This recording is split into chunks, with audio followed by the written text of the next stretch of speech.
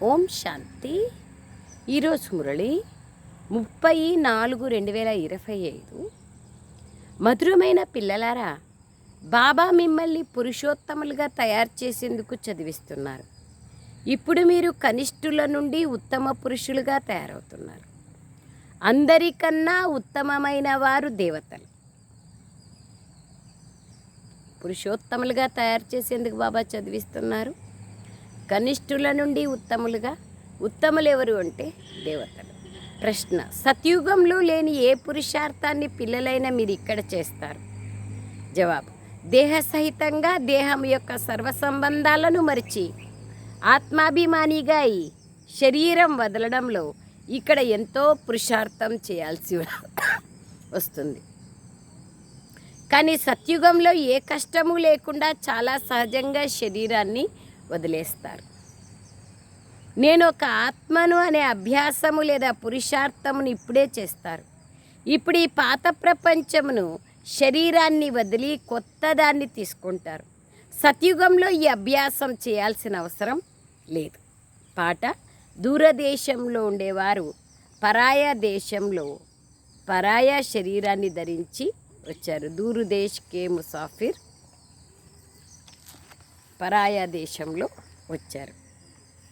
సారం: బ్రహ్మబాబా ఏ విధంగా తన సర్వస్వాన్ని బదిలీ చేసుకొని మొత్తం శివబాబాకి ఇచ్చేశారో, ఏమీ ఆలోచించలేదో, అదేవిధంగా మీరు కూడా బాబాను అనుసరించి 21 జన్మల కోసం ప్రాలబ్ధాన్ని జమ చేసుకోవాలి.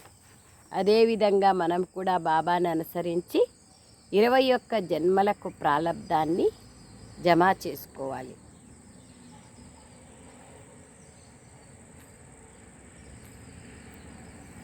సో బాబా అంటున్నారు 21 జన్మలకు ప్రాలబ్ధాన్ని జమ చేసుకోవాలి. అంతిమ సమయంలో ఒక్క బాబా తప్ప ఇంకేమీ గుర్తుకు రానంత అభ్యాసం చేయండి. ఇదేది మనది కాదు, ఇదంతా బాబాదే. బాబా మరియు వారసత్వం ఈ రెండింటి స్మృతి ద్వారా పాస్ అయి విజయమాలలోకి వచ్చేయాలి. వరదానం: మనస్సు పైన పూర్తి అటెన్షన్ని ఉంచి ఎక్కేకళ యొక్క అనుభవాన్ని చేసుకునే విశ్వ పరివర్తక ఆత్మలుగా కండి. స్లోగన్: కర్మలో యోగం యొక్క అనుభవం ఉండడం అనగా కర్మయోగిగా కావడం. కర్మ వేరు, యోగం వేరు కాదు. కర్మలో యోగం యొక్క అనుభవం ఉండాలి. అప్పుడే మనం కర్మయోగిగా కాగలుగుతాం. ఓం శాంతి.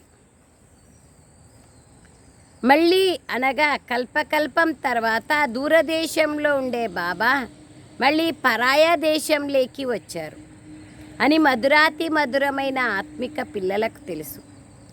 ఈ గాయనం ఆ ఒక్క తండ్రికి మాత్రమే ఉంది. అందరూ వారినే స్మృతి చేస్తారు.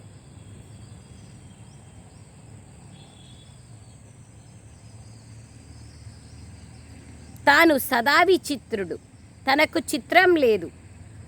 బ్రహ్మ విష్ణు శంకర్లను దేవతలు అంటారు. శివ భగవాన్ వాచ అని అంటారు.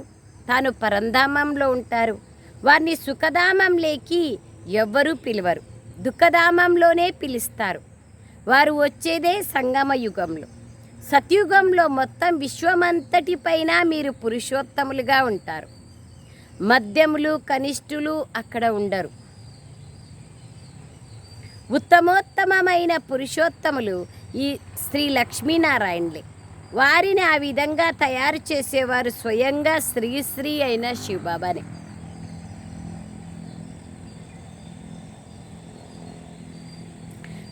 శ్రీ అని ఒక్క శివబాబానే అంటారు. ఈ రోజుల్లో సన్యాసులు మొదలైన వారు కూడా తమను తాము శ్రీ అని పిలిపించుకుంటారు. బాబాయే వచ్చి ఈ సృష్టిని పురుషోత్తములుగా తయారు చేస్తారు. సత్యుగంలో మొత్తం సృష్టి అంతటిలో ఉత్తమోత్తములైన ఉత్తమ పురుషులు ఉంటారు, దేవతలు ఉంటారు.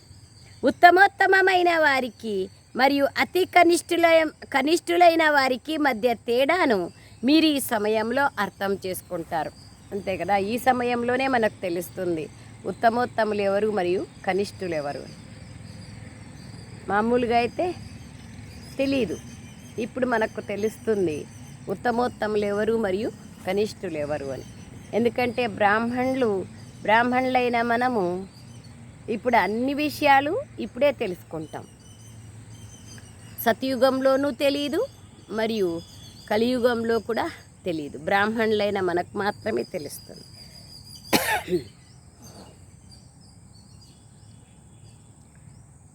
కనిష్ఠులైన మానవులు తమ అల్పబుద్ధిని చూపిస్తారు. ఒకప్పుడు మనం ఎలా ఉండేవారమో మీరిప్పుడు అర్థం చేసుకున్నారు. మళ్ళీ మనం స్వర్గవాసులుగా పురుషోత్తములుగా తయారవుతున్నాం. ఇప్పుడు మనం ఉండేది సంగమ యుగంలో. మీకోసమని కొత్త ప్రపంచాన్ని తయారు చేయాల్సి వస్తుంది. పాతది కొత్తదిగా, మళ్ళీ ఆ కొత్తది పాతదిగా తప్పకుండా తయారవుతుంది. కొత్తదాన్ని సత్యుగమని, పాతదాన్ని కలియుగమని అంటారు. బాబా సత్యమైన బంగారం వంటివారు. బాబా సత్యాన్నే వినిపిస్తారు. కావుననే వారిని సత్యం శివం సుందరం అంటారు. బాబా అంతా సత్యాన్నే వినిపిస్తారు. ఈశ్వరుడు సర్వవ్యాపి అని వారు ఏదైతే అంటారో అదంతా అసత్యమైనది. కావున ఇప్పుడు అసత్యాన్ని వినకండి, చెడు వినకండి, చెడు మాట్లాడకండి, చెడు ఆలోచించకండి, చెడు చూడకండి అని బాబా చెప్తారు. చెడు ఆలోచనలే లేదంటే చూసేది లేదు, మాట్లాడేది లేదు, మరియు కర్మ చేసేది కూడా ఉండదు కదా. అందుకే బాబా అంటున్నారు చెడునే వినకండి.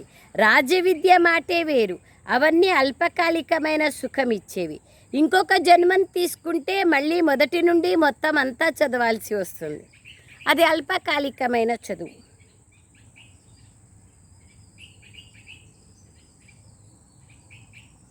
ఇంకొక జన్మను తీసుకుంటే మళ్ళీ మొదటి నుండి మొత్తం అంతా చదవాలి అక్కడ చనిపోతే.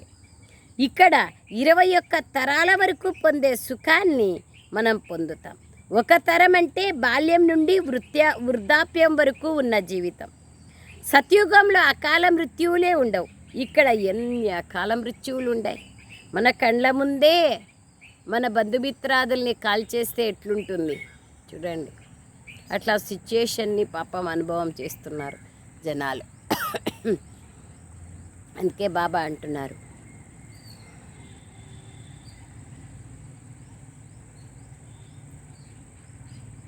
ఎంత చెడు చూడకండి. అకాల మృత్యువులు ఉన్నాయి. ఇక్కడ ఎన్ని అకాల మృత్యువులు జరుగుతున్నాయి. జ్ఞానంలో కూడా చనిపోతూ ఉంటారు. ఇప్పుడు మీరు మృత్యువు పైన విజయాన్ని పొందుతారు. అది అమరలోకం, ఇది మృత్యులోకం. అక్కడ వృద్ధులుగా అయినప్పుడు నేను ఈ శరీరాన్ని వదిలి మళ్ళీ చిన్నపిల్లవాడిగా జన్మ తీసుకుంటానని సాక్షాత్కారం అవుతుంది. వృద్ధాప్యం పూర్తి అవుతూనే శరీరాన్ని వదిలేస్తారు. కొత్త శరీరం తీసుకుంటే అది మంచిదే కదా. అలా కూర్చుంటూ ఎంతో సంతోషంగా శరీరాన్ని వదిలేస్తారు. కానీ ఇక్కడ అటువంటి స్థితిలో ఉండి శరీరాన్ని వదిలేందుకు ఎంతో శ్రమించాల్సి ఉంటుంది. ఇక్కడ ఎంతో కష్టపడాల్సిన విషయం. అక్కడ సర్వసామాన్యంగా ఉంటుంది. దేహదారులను మర్చిపోయి విదేహీగా కావటం లేదా ఆత్మాభిమానిగా కావడం అక్కడ సర్వసామాన్యం. ఇక్కడ చాలా కష్టపడాల్సి ఉంటుంది. అక్కడ సర్వసామాన్యంగా ఉంటుంది. ఇక్కడ దేహ సహితంగా దేహానికి సంబంధించినవన్నీ మర్చిపోవాలి. స్వయాన్ని ఆత్మగా భావిస్తూ ఈ పాత ప్రపంచాన్ని వదిలేయాలి. కొత్త శరీరాన్ని తీసుకోవాలి. ఆత్మ సత్వప్రధానంగా ఉన్నప్పుడు శరీరం కూడా సుందరంగా ఉంటుంది. మళ్ళీ కామచితి పైన కూర్చోవడం వల్ల నల్లగా తమోప్రధానంగా అయిపోయారు. కావున శరీరం కూడా నల్లదే లభిస్తుంది. సుందరంగా ఉన్నవారు శ్యామలంగా నల్లగా అయిపోయారు. వాస్తవానికి కృష్ణుని పేరు కృష్ణుడే, మరి అతన్ని శ్యామసుందరుడని ఎందుకన్నారు? చిత్రాలలో కూడా కృష్ణుడిని నల్లగా చూపిస్తారు, కానీ దాని అర్థం వారికి తెలియదు. ఇప్పుడు మీరు అర్థం చేసుకున్నారు. సత్వప్రధానంగా ఉన్నప్పుడు సుందరంగా ఉంటారు, మళ్ళీ వారే తమోప్రధానంగా నల్లగా అయిపోయారు. సత్వప్రధానులని పురుషోత్తములని అంటారు, తమోప్రధానుల్ని కనిష్ఠులు అని అంటారు. బాబా సదా పావనంగా ఉంటారు. బాబా వచ్చేదే సుందరంగా తయారు చేసేందుకు. బాబా ఒక యాత్రికుడు కదా. బాబా కల్పకల్పము వస్తారు. అలా రాకపోతే ఈ పాత ప్రపంచాన్ని కొత్తగా ఎవరు తయారు చేస్తారు? బాబా రాకపోతే పాత ప్రపంచాన్ని కొత్తగా తయారు చేసేవాళ్ళు ఎవరు? ఇది పతితమైన చీచీ ప్రపంచం. ఈ విషయాల గురించి ప్రపంచంలోని వారెవ్వరికీ తెలియదు. బాబా మనల్ని పురుషోత్తములుగా తయారు చేసేందుకు చదివిస్తున్నారని ఇప్పుడు మీకు తెలుసు. మళ్ళీ దేవతలుగా తయారయ్యేందుకు మనం బ్రాహ్మణులుగా తయారయ్యాం. మీరు సంగమయుగ బ్రాహ్మణులు. ఇప్పుడు ఇది సంగమయుగం అని ప్రపంచానికి తెలియదు. శాస్త్రాల్లో కల్పం యొక్క ఆయుష్ని లక్షల సంవత్సరాలుగా రాసేస్తున్నారు. కల్పం యొక్క ఆయుష్ని లక్షల సంవత్సరాలుగా రాసేస్తున్నారు. కావున కలియుగం ఇంకా బాల్యంలోనే ఉందని వారు భావిస్తారు. కలియుగే ప్రథమ పాదే అని చెప్పి ఇంకా పాట పాడుతూ ఉంటారు. అందుకే బాబా అంటున్నారు,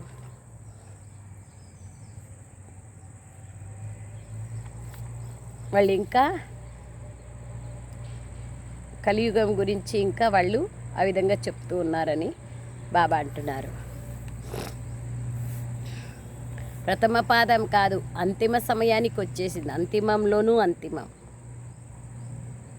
శాస్త్రాల్లో కల్పమాయుష్ని లక్షల సంవత్సరాలుగా రాసేసినారు. ఇంకా కలియుగం బాల్యంలోనే ఉందని భావిస్తారు.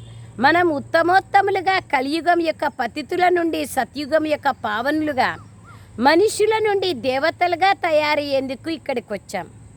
మురికి పట్టిన వస్త్రాలను భగవంతుడు శుద్ధి చేస్తాడు అని గురు గ్రంథంలో రాయబడి ఉంది.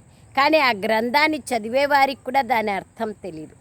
ఈ సమయంలో బాబా వచ్చి మొత్తం ప్రపంచంలో ఉన్న మనుష్య మాత్రులందరినీ శుద్ధి చేస్తున్నారు. మీరిప్పుడు ఆ తండ్రి ముందు కూర్చున్నారు. మీకు బాబాయే అర్థం చేయిస్తారు. ఈ రచయిత మరియు రచన జ్ఞానం ఇంకెవ్వరికీ తెలియదు. బాబాయే జ్ఞాన సాగర్లు. వారే సత్యమైన వారు, చైతన్యమైన వారు, పునర్జన్మ రహితులు, అమరులు. బాబాయే శాంతి సాగర్లు, సుఖ సాగర్లు, పవిత్రతా సాగర్లు, సర్వగుణాలకి సాగర్లు. ఆయన తండ్రి మీరొచ్చి మాకి వారసత్వాన్ని ఇవ్వండి అని వారినే పిలుస్తారు. బాబా ఇప్పుడు మీకు 21 జన్మల కోసం వారసత్వాన్ని ఇస్తున్నారు. ఇది అవినాశీ చదువు. దీన్ని చదివించేవారు కూడా అవినాశీ తండ్రి. అర్ధకల్పం మీరు రాజ్యాన్ని పొందుతారు. మళ్ళీ రావణ రాజ్యం వస్తుంది. అర్ధకల్పం రామరాజ్యం, అర్ధకల్పం రావణ రాజ్యం. చూడండి, అర్ధకల్పం రావణ రాజ్యంలో కింది దిగుతా వచ్చిన ప్రాణము కన్నా ప్రియమైన వారు ఒక్క బాబానే. ఎందుకంటే వారే పిల్లలైన మీ అందరినీ సర్వ దుఃఖాల నుంచి విడిపించి అపారమైన సుఖంలోకి తీసుకెళ్తున్నారు. మా ప్రాణాల కన్నా ప్రియమైన పారలౌకిక తండ్రి శివబాబా అని మీరెంతో నిశ్చయంతో అంటారు. ఏమంటారు?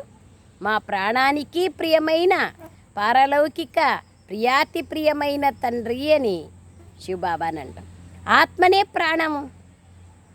మనుష్య మాత్రులందరూ వారిని స్మృతి చేస్తారు. ఎందుకంటే బాబా అర్ధకల్పం వరకు దుఃఖం నుండి దూరం చేసి శాంతి మరియు సుఖాలను ఇస్తారు. కావున వారు ప్రాణాల కన్నా ప్రియమైన వారే కదా. సత్యుగంలో మనం సదా సుఖంగా ఉండేవాళ్ళం. మిగిలిన వాళ్ళందరూ శాంతిధామంలోకి వెళ్ళిపోతారని మీకు తెలుసు. మళ్ళీ రావణ రాజ్యంలో దుఃఖం ప్రారంభమవుతుంది. ఇది సుఖ దుఃఖాల ఆట. ఇక్కడే కాసేపు సుఖము కాసేపు దుఃఖం ఉంటుందని మనుషులు భావిస్తారు. కానీ వాస్తవానికి స్వర్గం వేరు, నరకం వేరని మీకు తెలుసు. కాసేపు సుఖం అంటే ఒకే జన్మలోనే సుఖం, ఒకే జన్మలోనే దుఃఖం అనుకుంటారు. రాముడైన బాబా స్వర్గస్థాపన చేస్తారు, రావణుడు నరకస్థాపన చేస్తారు. అతన్ని ప్రతి సంవత్సరం కాల్చుతారు. కానీ అతన్ని ఎందుకు కాల్చుతున్నారు అని తెలుసుకోలేదు. అసలు ఈ రావణుడు ఎవరనేది కూడా ఎవరికీ తెలియదు. ఎంత ఖర్చు పెడుతూ ఉంటారో చూడండి. ఢిల్లీలో రామ్లీలా మైదానంలో ఎన్నో కథలు వినిపిస్తూ ఉంటారు. రాముడి సీత అయిన భగవతిని రావణుడు అపహరించినట్లుగా చూపిస్తారు.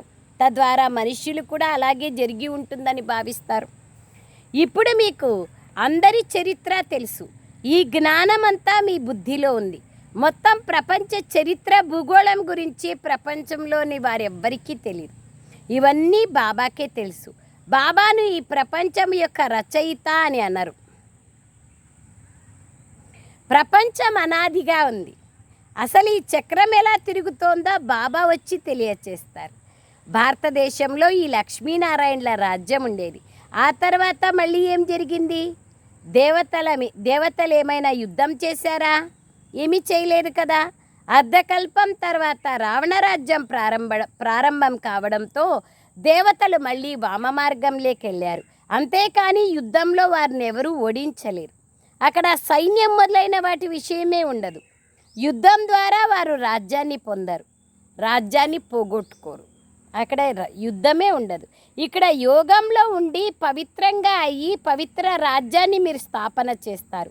అంతేకాని స్థూలంగా మీ చేతిలో ఏ ఆయుధము లేదు.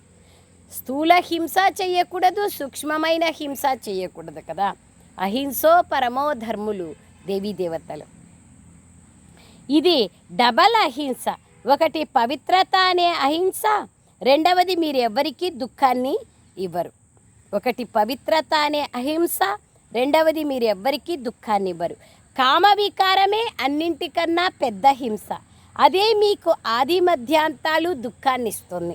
రావణ రాజ్యంలోనే దుఃఖం ప్రారంభమవుతుంది, రోగాలు ప్రారంభమవుతాయి. ఇక్కడ ఎన్నెన్ని రోగాలు ఉన్నాయో చూడండి, లెక్కలేనన్ని రోగాలు కనుక్కోలేకుండా వస్తాయి. ఒకటి కనుక్కుంటే ఇంకోటి ప్రారంభమైంటుంది. రకరకాల మందులు కనుక్కుంటూ ఉంటారు.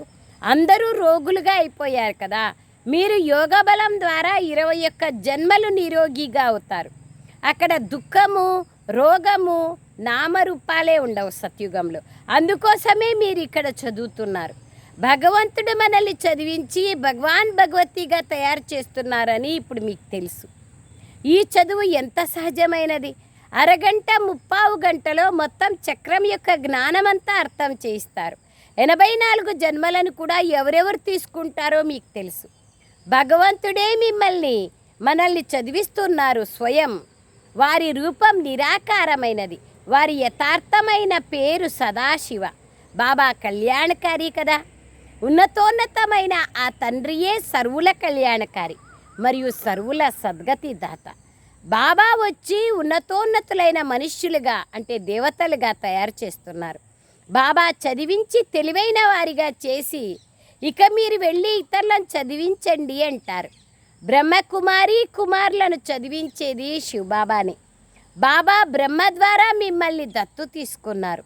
మరి ఈ ప్రజాపిత బ్రహ్మ ఎక్కడి నుంచి వచ్చారు? ఈ విషయంనే అర్థం చేసుకోరు. వీరిని దత్తత తీసుకున్నారు. అనేక జన్మల అంతిమ జన్మలో అతడిలోకి భగవంతుడు వచ్చి ప్రవేశిస్తాడు అని అంటారు.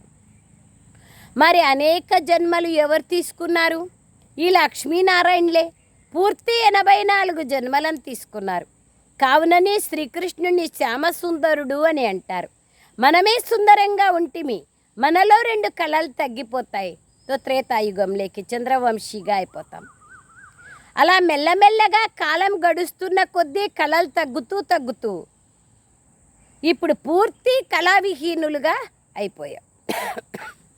ఇప్పుడు మళ్ళీ తమోప్రధానం నుండి సతోప్రధానంగా ఎలా కావాలి? నన్ను స్మృతి చేయడం ద్వారా మీరు పావనంగా అయిపోతారని బాబా చెప్తున్నారు. ఇది రుద్రజ్ఞాన యజ్ఞం. మరి ఇప్పుడు ఈ యజ్ఞంలో బ్రాహ్మణులు కావాలి. సత్యమైన గీతను వినిపించే మీరు సత్యమైన బ్రాహ్మణులు. కావుననే మీరు ఇది సత్యమైన గీతా పాఠశాల అని బయట బోర్డు పైన రాస్తారు. కానీ ఆ గీతలో భగవంతుణ్ణి పేరే మార్చేస్తున్నారు. ఎవరైతే కల్పపూర్వం వచ్చి వారసత్వాన్ని తీసుకున్నారో మళ్ళీ వారే వచ్చి తీసుకుంటారు. మరి నేను పూర్తి వారసత్వాన్ని తీసుకోగలనా అని మిమ్మల్ని మీరు హృదయపూర్వకంగా ప్రశ్నించుకోండి. మనుష్యుల శరీరం వదిలితే వారి చేతులు ఖాళీ అయిపోతాయి. ఆ వినాశీ సంపాదన ఏది తమతో రాదు. మీరు శరీరాన్ని వదిలేస్తే మీ చేతులు నిండుగా వెళ్తాయి. ఎందుకంటే మీరు ఇక్కడ 21 జన్మల కోసం మీ సంపాదనను జమ చేసుకుంటారు. మనుషుల సంపాదన అంతా మట్టిలో కలిసిపోతుంది. మరి మనము సంపదని ట్రాన్స్ఫర్ చేసుకొని బాబాకి ఇచ్చేయడమే మంచిది కదా. ఎవరైతే బాగా దానం చేస్తారో వారు తమ సంపదని ఇంకొక జన్మలేకి ట్రాన్స్ఫర్ చేసుకుంటారు. ఇప్పుడు మీరు 21 జన్మల కోసం కొత్త ప్రపంచంలోకి ట్రాన్స్ఫర్ చేసుకుంటున్నారు. మీకు దీనికి బదులుగా 21 జన్మల కోసం భాగ్యం లభిస్తుంది.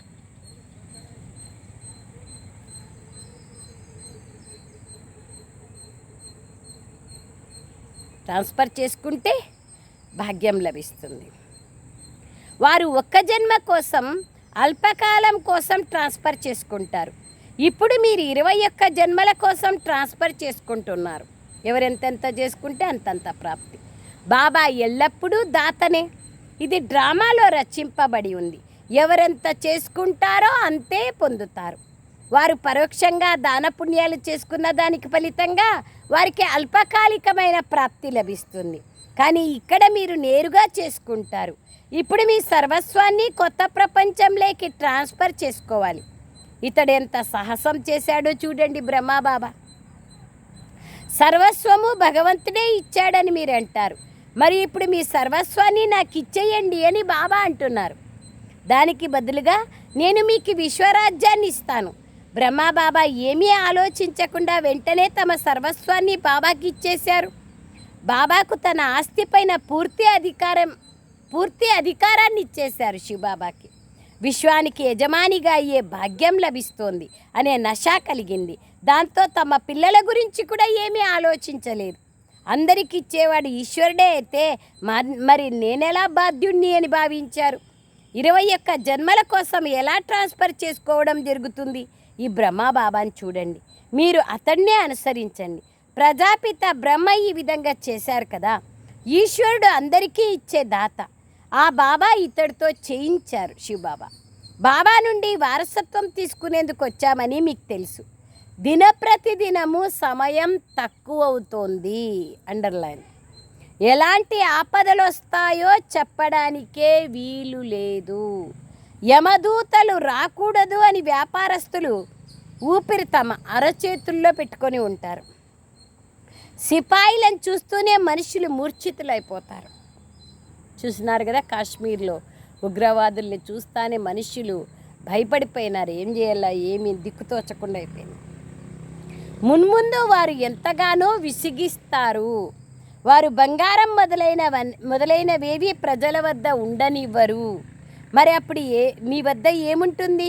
అసలు డబ్బే లేకపోతే ఇంకేం కొనగలుగుతారు? అప్పుడు ఈ నోట్లు కూడా చెల్లవు. బాగా వినండి బాబా యొక్క ఫ్యూచర్ వర్షన్, భవిష్యవాణి. ఎందుకంటే రాజ్యాలు మారిపోతాయి. అంతిమంలో చాలా దుఃఖితులై మరణిస్తారు. అనేక దుఃఖాల తర్వాత మళ్ళీ సుఖం ఏర్పడుతుంది. ఇదంతా రక్తసిక్తమైన ఆట. ప్రకృతి వైపరీత్యాలు కూడా జరుగుతాయి. దానికంటే ముందే బాబా నుండి పూర్తి వారసత్వాన్ని తీసుకోవాలి. మీరు తిరగండి, విహరించండి, కానీ తప్పకుండా బాబా స్మృతి చేస్తూ ఉండండి. ఆపదలైతే ఎన్నో వస్తాయి. త్రాహి త్రాహి అంటూ ఉంటారు. అంతిమ సమయంలో ఒక్క శివబాబా తప్ప ఇంకెవ్వరూ గుర్తుకు రానంత మీరు అభ్యాసం చేయాలి. బాబా స్మృతిలోనే ఉంటూ శరీరాన్ని వదలగలగాలి. ఇతర మిత్ర సంబంధికులు ఎవ్వరూ గుర్తుకు రాకూడదు. ఈ అభ్యాసం చేయాల్సి ఉంటుంది. బాబానే స్మృతి చేయాలి మరియు నారాయణుడిగా తయారవ్వాలి. ఎంతగానో అభ్యాసం చేయాలి. లేకపోతే అంతిమంలో పశ్చాత్తాపపడాల్సి ఉంటుంది. అంతిమ సమయంలో ఇతరులు ఎవరైనా గుర్తుకొస్తే మీరు పాస్ అవ్వలేరు. ఎవరైతే పాస్ అవుతారో వారే విజయమాలలో స్మరించబడతారు. నేను బాబాని ఎంతవరకు స్మృతి చేస్తున్నాను అని స్వయాన్ని ప్రశ్నించుకోవాలి. బాబా 3-4 రోజుల నుంచి చెప్తున్నారు. మొన్న అయితే కంప్లీట్గా చార్ట్ రాయండి అని చెప్పిరి. చార్ట్ ఎవరూ రాయడం లేదు అని. నిన్న ఎంత సమయం బాబాని స్మృతి చేస్తున్నాము, ఎన్ని దైవీ గుణాలు ఉన్నాయి, ఆహార పానీయాలు నడవడికలు హుందాగా ఉన్నాయా ప్రశ్నించుకోండి. 7 ప్రశ్నలు. అబద్ధాలు చెప్పడం లేదు కదా. ఇన్ని విషయాలు బాబా రోజు స్వయంని పరిశీలన చేసుకోమంటున్నారు.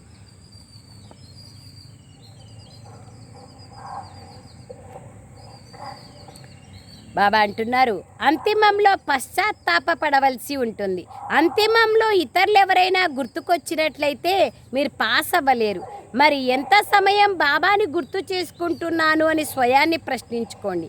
మీ చేతుల్లో ఏదైనా ఉంటే అది అంతిమ సమయంలో మీకు గుర్తుకొస్తుంది. మీ చేతుల్లో ఏదీ లేనప్పుడు మీకేదీ గుర్తుకు రాదు. నా వద్ద ఏమీ లేదు, ఇవేవి నా వస్తువులు కాదు అని బాబా అంటున్నారు. ఆ లౌకిక జ్ఞానానికి బదులుగా ఈ జ్ఞానాన్ని తీసుకున్నట్లయితే 21 జన్మల కోసం వారసత్వం లభిస్తుంది. లేకపోతే స్వర్గరాజ్యాధికారాన్ని మీరు పోగొట్టుకుంటారు. బాబా నుండి వారసత్వం తీసుకునేందుకు మీరు ఇక్కడికి వస్తారు. తప్పకుండా పావనంగా తయారవ్వాల్సిందే. లేకపోతే శిక్షలు పొంది లెక్కాచారాలను సమాప్తం చేసుకొని వెళ్లాల్సి ఉంటుంది. అప్పుడు మీకు ఏ పదవి లభించదు. శ్రీమతం పైన నడిచినట్లయితే కృష్ణుడు మీ ఒడిలోకి వస్తారు. కృష్ణుని వంటి భర్త లేదా సంతానం లభించాలంటారు కదా. కొందరు బాగా అర్థం చేసుకుంటారు, కొందరు ఏదో ఒకటి తప్పుగా చెప్తూ ఉంటారు. అచ్చా, మీటే మీటే సిక్కిలదే బచ్చోं ప్రతి मात पिता बाप दादा का याद प्यार और गुड मॉर्निंग. रूहानी बाप की रूहानी बच्चों को नमस्ते. हम रूहानी बच्चों की रूहानी मात पिता बाप दादा को याद प्यार गुड मॉर्निंग और नमस्ते नमस्ते नमस्ते. బాబా నమస్తే. థ్యాంక్ యూ బాబా. సారాంశం: బ్రహ్మబాబా ఏ విధంగా తమ సర్వస్వాన్ని బదిలీ చేసుకొని మొత్తం శివబాబాకి ఇచ్చేశారో, ఏమీ ఆలోచించలేదో, అదేవిధంగా మీరు కూడా బాబాని అనుసరించి 21 జన్మల కోసం ప్రాలబ్ధాన్ని జమ చేసుకోండి. అదేవిధంగా మీరు కూడా 21 జన్మల కోసం ప్రాలబ్ధాన్ని జమ చేసుకోండి. మనం బాబా దగ్గర ఇస్తే మనకే దాని నుంచి ప్రాప్తి కదా, లెక్కలేనంత ప్రాప్తి. అంతిమ సమయంలో ఒక్క బాబా తప్ప ఇంకేమీ గుర్తుకు రానంత అభ్యాసం చెయ్యండి. ఇదేది మనది కాదు, ఇదంతా శివబాబాదే. బాబా మరియు వారసత్వం ఈ రెండింటి స్మృతి ద్వారా పాస్ అయి విజయమాలలోకి వచ్చేయాలి. బాబా మరియు వారసత్వాన్ని గుర్తు చేసుకోండి. అంతిమ సమయంలో ఇవేవీ గుర్తుకు రానంత మిమ్మల్ని మీరు తయారు చేసుకోండి. బాబా కార్యంలో ఇవన్నింటినీ మీరు స్వాహా చేసుకోండి. తద్వారా భవిష్యత్తులో మొత్తం అన్ని రిటర్న్ బదిలీ చేసుకుంటే ప్రాప్తి పొందుతారు. విజయమాలలోకి వచ్చేయాలి. వరదానం: మనస్సు పైన పూర్తి అటెన్షన్ నుంచే ఏకేకళ యొక్క అనుభవి విశ్వ పరివర్తకాత్మలుగా కండి. మనసు పైన పూర్తి అటెన్షన్ పెడితే అప్పుడు ఎక్కేకళల్లోకి వెళ్తామో అలాంటి అనుభవిగా విశ్వ పరివర్తకాత్మలుగా కండి. ఇప్పుడు చివరి సమయంలో మనస్సు ద్వారానే విశ్వ పరివర్తనకు నిమిత్తంగా అవ్వాలి. కావున మనసా సేవ చేయాలి. కావున ఇప్పుడు మనస్సులోని ఒక్క సంకల్పం వ్యర్థమైనా కూడా ఎంతో పోగొట్టుకున్నట్లే. ఒక్క సంకల్పాన్ని కూడా సాధారణంగా భావించద్దండి. వర్తమాన సమయంలో సంకల్పాల అలజడిని కూడా పెద్ద అలజడిగా లెక్కించాల్సి ఉంది. ఎందుకంటే ఇప్పుడు సమయం మారిపోయింది, పురుషార్థం యొక్క వేగం కూడా మారిపోయింది. కావున సంకల్పాలలోనే ఫుల్ స్టాప్ పెట్టడం అవసరం. ఎప్పుడైతే మనస్సు పైన ఇంత అటెన్షన్ ఉంటుందో అప్పుడు ఎక్కేకల ద్వారా విశ్వ పరివర్తకులుగా కాగలరు. స్లోగన్: కర్మలో యోగం యొక్క అనుభవం ఉండడమే కర్మయోగిగా కావడం. కర్మలో యోగం యొక్క అనుభవం ఉండడమే కర్మయోగిగా కావడం. అవ్యక్త సూచన: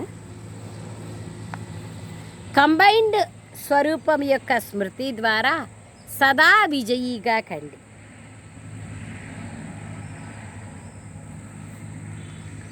బాబా మరియు మీరు ఈ కంబైన్డ్ రూపాన్ని అనుభవం చేస్తూ సదా శుభ భావన, శ్రేష్ఠ కామన, శ్రేష్ఠ వాణి, శ్రేష్ఠ దృష్టి, శ్రేష్ఠ కర్మల ద్వారా విశ్వ కళ్యాణకారి స్వరూపాన్ని అనుభవం చేసినట్లయితే క్షణకాలంలో సర్వ సమస్యలకు సమాధానాన్ని తెలుసుకోగలరు. ఎల్లప్పుడూ ఒక స్లోగన్ని గుర్తుపెట్టుకోండి: సమస్యగా అవ్వము, సమస్యను చూసి అలజడి చెందము. స్వయం కూడా సమాధాన స్వరూపులుగా ఉంటాము మరియు ఇతరులని కూడా సమాధానం ఇస్తాము. ఇటువంటి స్మృతి సఫలతా స్వరూపులుగా తయారు చేస్తుంది. అచ్చా. ఓం శాంతి. Thank you Baba. Thank you very much Baba.